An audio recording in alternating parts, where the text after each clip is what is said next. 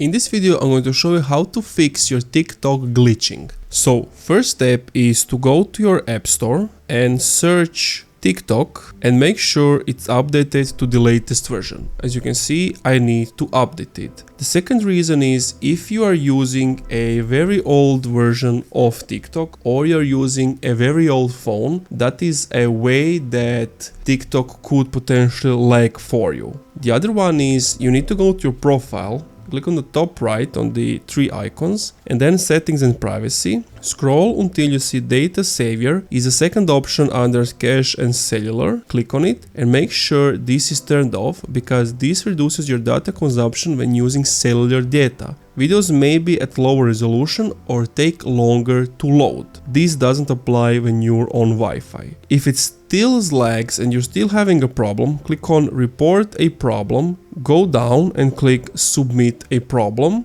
and just tell them my TikTok is lagging for no reason, can you help me out? And that's it. Thank you for watching this video. If you enjoyed, leave a like, comment, subscribe.